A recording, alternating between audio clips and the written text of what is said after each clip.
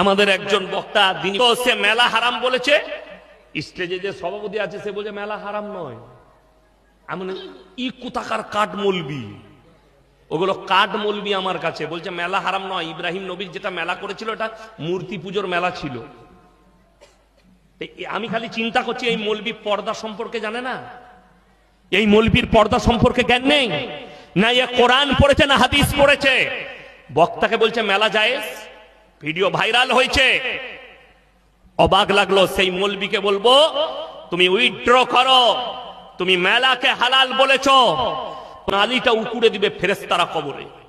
তুমি রেডি থাকো, কবরে যাও। তোমার মতো কত মলবি গেল আর এলো, সভাপতি করে দিয়েছে, তুমি হালাল করে দিলে। ওই রকমই মুর্শিদাবাদে আপনারা মোবাইলে দেখেছেন আমার সাথে ঝামেলা হয়েছে, ওইখানে ওই রকমই একটা কাঠ মলবি সভাপতি ছিল।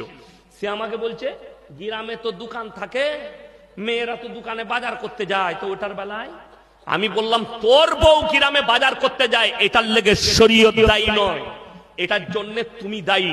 আর যে মলবি বাধা দিয়েছে মেলা জায়েজ আছে বলছে, এ জানেই না যার বিটি বালিকা মেয়ে বালিকা বউ যার স্ত্রী বাজারে বেপরদা ভাবে ঘুরবে তাকে দাইয়ুস বলা হয়েছে। আর দাইয়ুস জান্নাতে যাবে না যদি কাবা ঘরে নামাজ পড়ে, আর তার বিবি বিটি বোন যদি বেপরদা করে ঘুরে জান্নাতের খুঁজ